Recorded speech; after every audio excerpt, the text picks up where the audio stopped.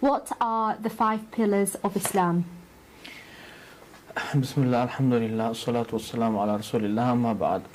First of all, without understanding the meaning of Islam, we cannot understand what are the pillars of Islam. Because pillars is something which is holding the whole building. Okay?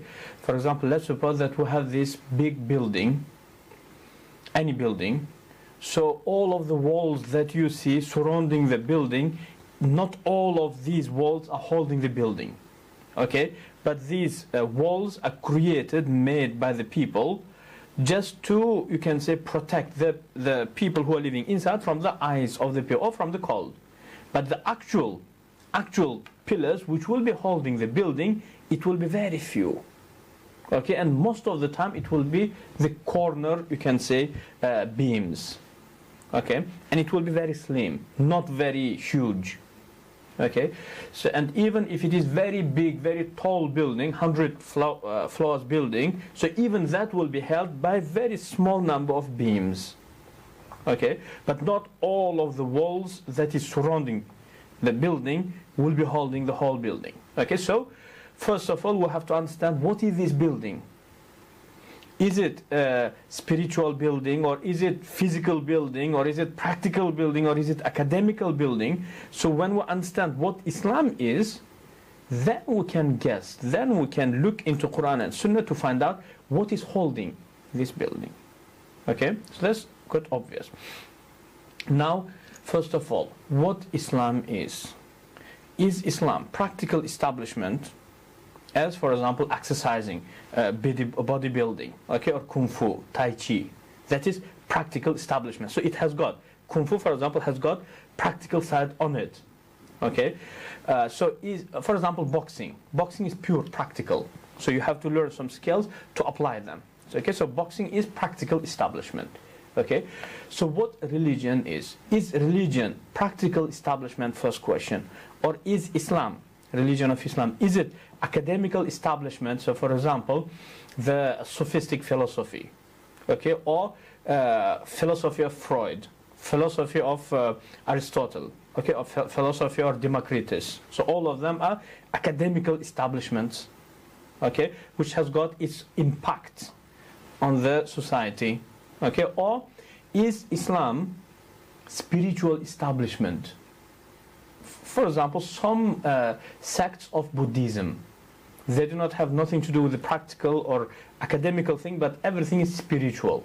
Okay, or the people who believe in meditation to get connected with unseen. So that is a spiritual establishment. Okay, so question, first of all, what is the Islam? Is Islam academical establishment, or practical establishment, or is it spiritual establishment? What is it? Is it a philosophy, or is it some type of a movement, or is it, you can say, a reforming style of one of the, you can say, revolutionaries? So what is it? So if we answer to this question, then it will be easy for us to understand what is holding it. What is holding this religion? So I say, Islam has 2 definitions. One definition that Hanafis, early Hanafis and early Maturidis believe.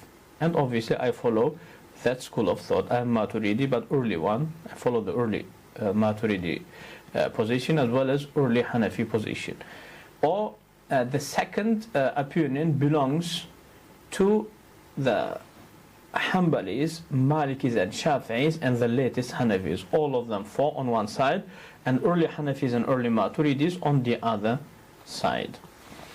As well as the Muhaddithin, the narrators and the experts of narration of the Ahadith are also with 4 madhabs. So accordingly to the opinion of 4 madhabs as well as Muhaddithin, Islam is believing in one God and believing in Prophet Muhammad and all of the prophets, all of the angels and all of the books of God, Torah, Gospels and all of them. So that is thing. And also praying 5 times a day, fasting once a year, and paying zakat if you have enough amount of money, and going and performing pilgrimage one in a lifetime if you have enough money. So that's what Islam is accordingly to the majority. But early Hanafis as well as the early Maturidis, they said that is not Islam. When you say majority, is that more like 55, 60% or more like 90%? Over 90%. Over 90. I would say over 95% of Muslims. Okay? So then, because contemporary Hanafis, as well as contemporary Maturidis, if there is any, all of them follow what I said. Okay, so Islam is them 5 things. Okay? But we follow slightly different opinion. It is those 5 things, or are those 5 things a... That's what Islam is. Right. Okay, so they may say something different, but actually they believe that that's what Islam is. Okay? Because in that hadith of Jibreel that they use, Jibreel alayhi salam asks Prophet Muhammad saying, Mal Islam, what is Islam? And Prophet Muhammad said, Al-Islamu, Islam is following 5 things. Means that what Islam is, the literal meaning of the hadith. So, subconsciously, those people believe that that's what Islam is. They may say many other things. Okay, but we disagree with them. Maturidis, early Maturidis, and early, we say Islam is submission to God. Submission to God. And according to our madhab, believe Iman and Islam are 2 sides of the same page. 2 sides of the same page. So, if no Islam, no Iman either. No Iman, no Islam either. Because one cannot exist without the other side. Okay, so let's suppose that this is my palm. If this side does not exist, means that side cannot exist either. So, okay, so that's what Islam and Iman is. So Iman is believing in your heart and admitting by your tongue. So Islam is submission. So because you believe that He is the sustainer, so you let Him to decide on you whatever He wants. And you trust that that is good, whatever it may be.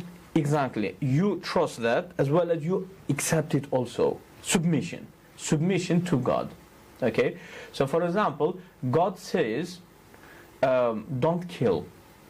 God said, don't kill. Then you say, by the way, I'm going to kill. You do not have Islam.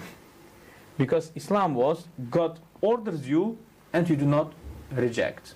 Okay, but looking into the wisdom, that is not rejecting.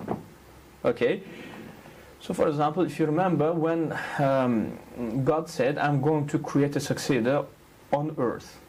Angels questioned. They said, why? Okay, no one said that angels became disbelievers. They were Muslims. Because they did not say no, don't do that, but they said why. So questioning for the reason does not take you out of Islam. You're still Muslim, but you want to know the reason. Okay? Or, for example, Prophet Ibrahim. Prophet Ibrahim knows, he believes that God will resurrect. As He created us from nothing, so that's how He will resurrect. But he was curious to see how it happens. Okay? So what did he say? He said, Ibrahim alayhi salam, okay, grandfather of all of the prophets, Quranic prophets, he said, Rabbi ya Allah, arini kayfa tuhyi al-mawta. Please show me how you resurrect the dead people.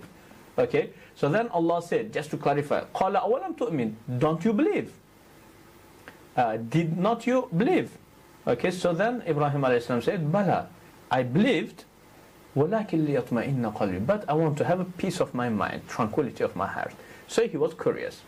Okay, so then Allah ordered him to pick up different, like a lot of birds, and to chop off to kill them, and to hold the heads of them in the hand, and then to take the birds and to put them in different hills, on top of different hills, but by holding the heads, and then to come back down and to call them. And they would come back running but without head. And the head would be in his hand, so then the head would be just engaged afterward. And God created that. Okay, so the curiosity was fulfilled. So questioning to know the reason or curiosity does not take you out of Islam. As long as you submit that it is from God, so means it is truth. Okay, so Islam, according to us, Hanafis and Maturidis, Islam is submitting to God, submission to God. That's what Islam is. And further, it will necessitate its own obedience to God. Okay, so what people are calling as Islam, we call it as the practices of Islam and not Islam itself. Yeah. We're going to take a short break now. What the 5 pillars of Islam were, and you stated that 95% of Muslims believe that that Islam is the 5 pillars of Islam. That's what Islam is. But there's a minority that believes that Islam actually is submission to God. Why do they disagree with the majority? You know, the Hanafis and Maturidis, they are going against the majority because of big list of verses in Quran. For example, the brightest verse in Quran about the meaning of Islam. If you remember when God ordered Prophet Ibrahim to slaughter his son as a test for him. Okay, but definitely God didn't let him to slaughter, but he only tested the loyalty of Ibrahim alayhi salatu wasalam. So anyway, the scenario is Ibrahim alayhi salam is holding the knife in his hand and trying to slaughter his son. Okay, not yet slaughtered. So just before slaughtering, so in there, the conversation happened before that. Ibrahim alayhi salam said, Ya bunayya inni ara fil manami anni azbahuk. Prophet Ibrahim addresses this to his son, saying, "Oh dear son, I see in my dream that I'm slaughtering you." And this son of Ibrahim alayhi salam, he knows perfectly that his father is a prophet, and he knows perfectly that dreams of the prophets are revelation from God, an instruction from God. So both of them assume that perfectly. But Ibrahim alayhi salam was such a soft person and such a genuine man that he had to apply, he had to perform what God is ordering, but on the way that his son will not be displeased either. Okay, so look the question, how amazing question is. He said, Ya bunayya, oh dear son, inni arafid, I see in my dream, anni azbahuk, that I'm slaughtering you. So he is not saying, yeah, what is my stick? I have to slaughter you, or otherwise I'm going to be kafir, or you are going. It's not that, as our traditional Muslims do, but on such amazing way. Okay, and does that mean he was a very spiritual person? He was a real Muslim. He was a real Muslim, you know. Okay, so not like holding the knife in his hand, saying, hey, do you see this? Look at it, such amazing. I have to slaughter. It's not that, but he's genuine Muslim. Okay, so what did he say? He said, Ya bunayya, oh dear son, inni ara fil manami, I see in my dream, anni adbahuk, that I'm slaughtering you. Fanzur, madha tara. So just look at it. What do you think? Look, he's posing it as a question. Okay, so he's making it on the way that he's asking his son, what do you think my dream would mean? Ibrahim knows that his son understands what it means, you know. But he was a genuine father. He was a genuine prophet, he was a genuine father, he was a genuine husband, and genuine Muslim also. So then his son is also prophet of the future. So he said, Qala ya abati. So he said, oh dear father, abati. You're Arabian, you know the meaning of abati.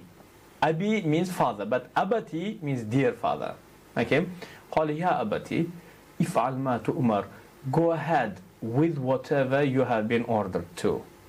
Satajiduni insha'Allah min as-sabir. You will find me one of those who bear patience. This conversation is a conversation between two real Muslims, you know.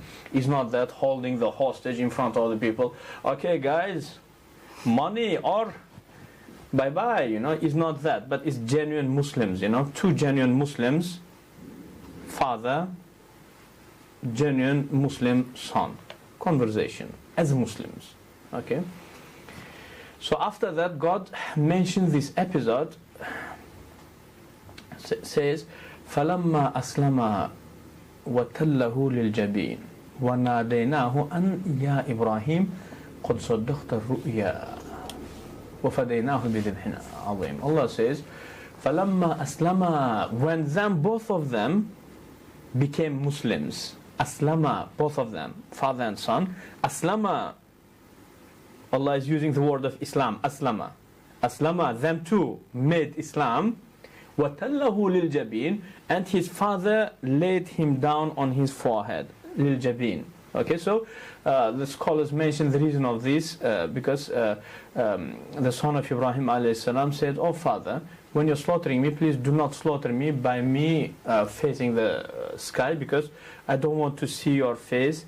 Because of the pain, I may say some word which may displease you, father. So just make my face toward the ground." So Allah mentioned this bit, saying, وَتَلَّهُ لِلْجَبِينِ, and when He made him to lay down on his face, on the ground, so in there, وَنَادَيْنَاهُ أَنْ يَا إِبْرَاهِيمُ قَدْ صَدَّقْتَ الرُّؤْيَا, and then we called Ibrahim, saying, you did perform, you fulfilled the test of your dream. Okay, so the important thing in our discussion in here is Allah says when Ibrahim and his son performed Islam. Now, if we go with the meaning of Islam, as then 95% of Muslims say that Islam is shahada, so believing in God and praying 5 times a day and fasting and this and that. So in that case, God is lying in this verse, because Ibrahim alayhi salam, he made Islam by the meaning of performing, believing in God, long before this test. Am I right? First of all.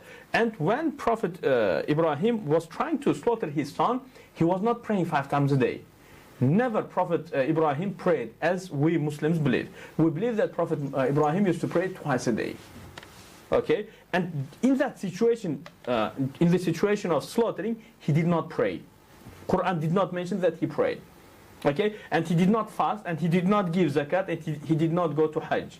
But Quran says both of them performed Islam. Means we cannot take the meaning of Islam as those people are saying.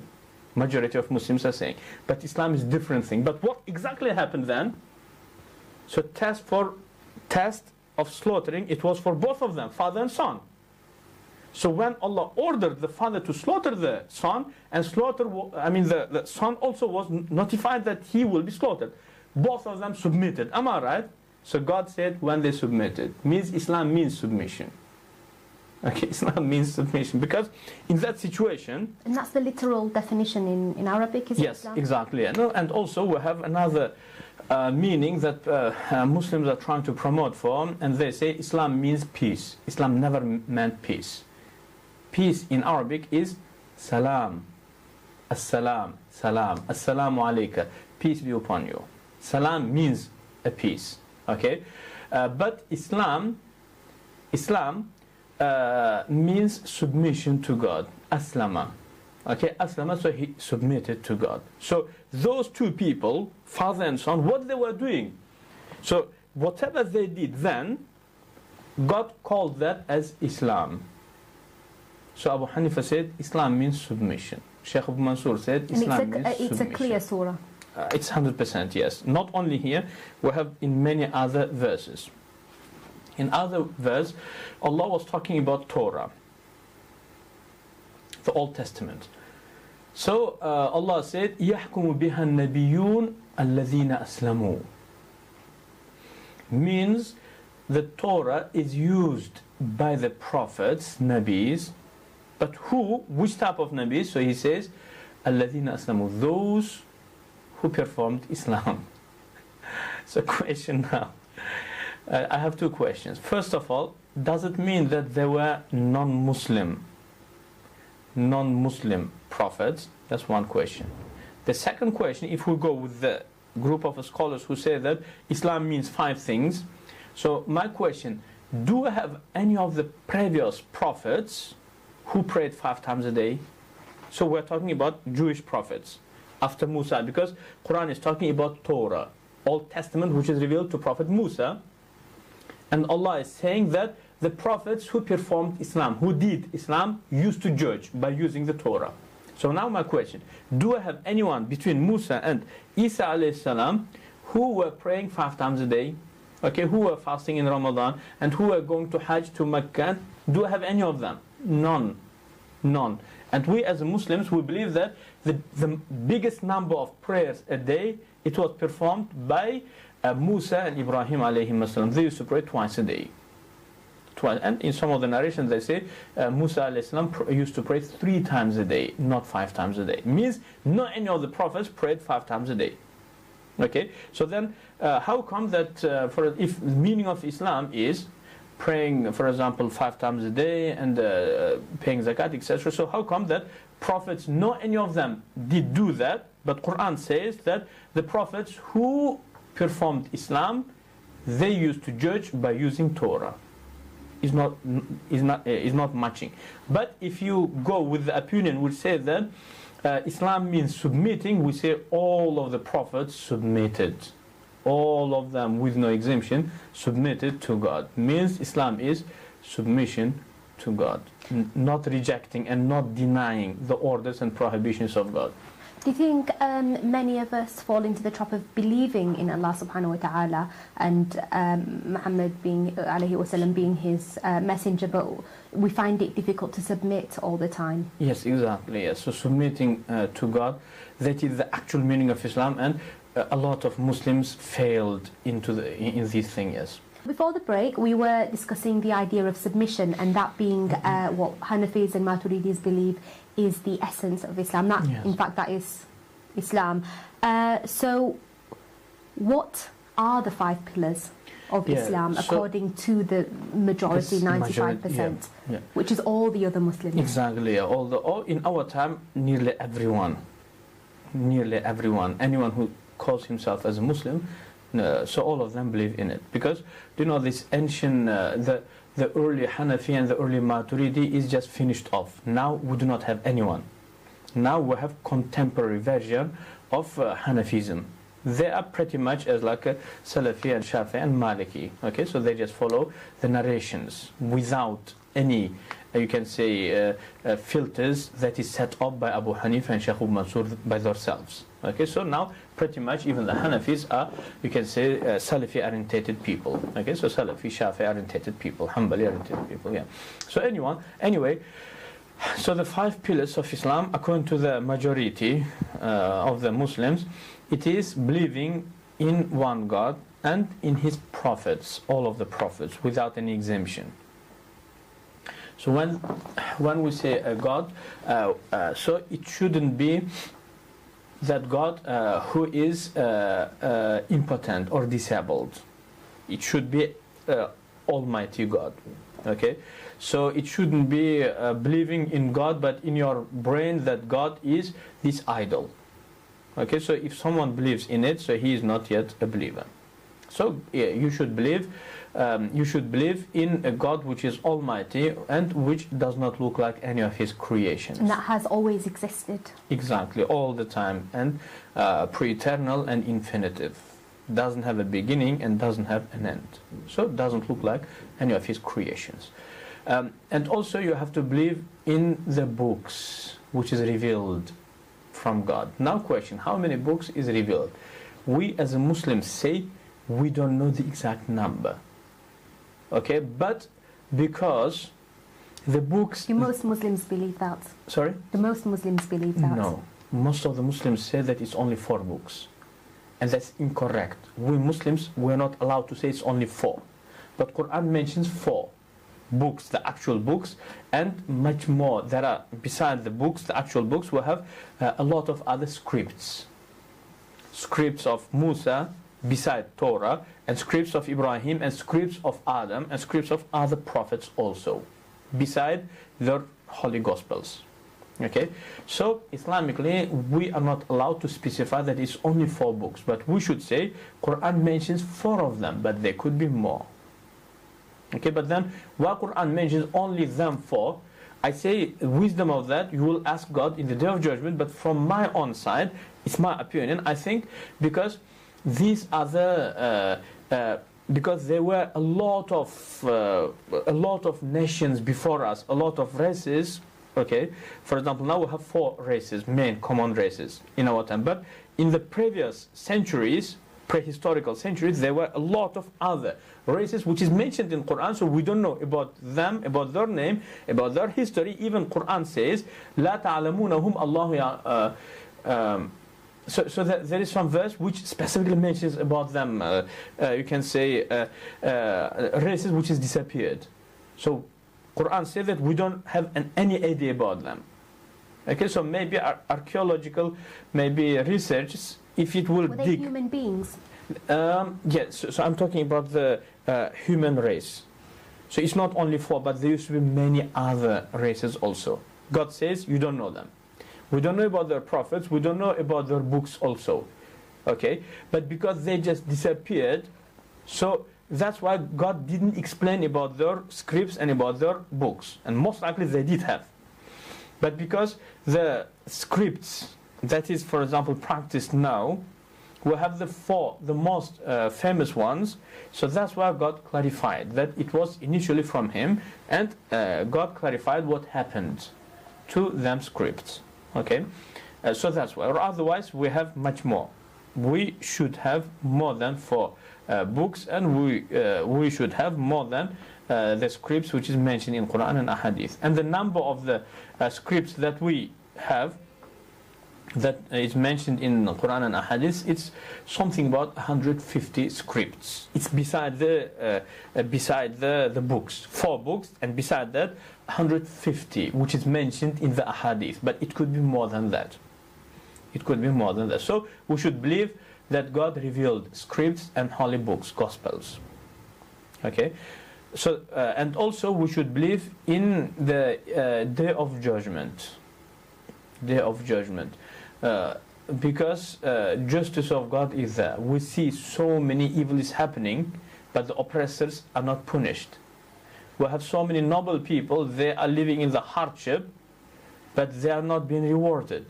So my brain says that to fulfill the justice, there should be life hereafter, in which oppressors will be punished, and the noble people, they will be rewarded.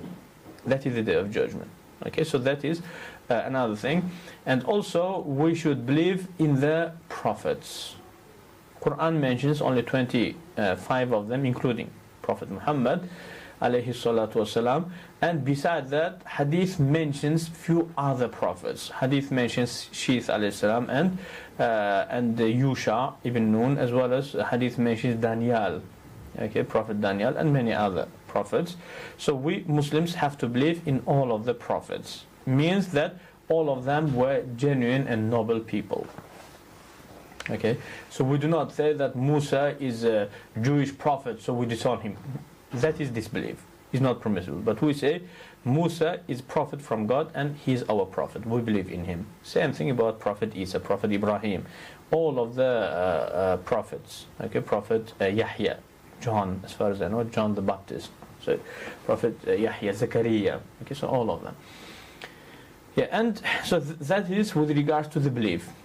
Okay, so the first pillar of Islam, according to the majority of Muslims. The second pillar of Islam is praying 5 times a day.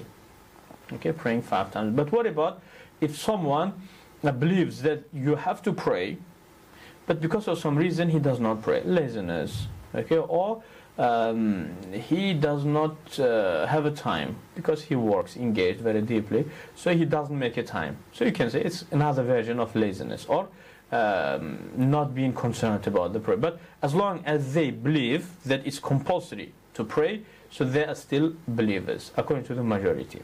Okay, so that is in terms of the second pillar. Third pillar is fasting once a month. Once a year. That is in Ramadan, month of Ramadan, and that is 29 days or 30 days. Okay, and if you are mature, if you reach the maturity age, and you do not have any excuses, you are not ill, okay, or you are not traveling, so then you have to fast in the month of Ramadan. But because of some reason, if you miss it, then you have to make it up. You have to make it up whenever you will have a chance. But what about those who are ill or who are very old, they are unable to fast, so they will feed the poor people. So for one day of missing the siyam, they will feed one poor hungry person. Okay, so that is the you can say the way.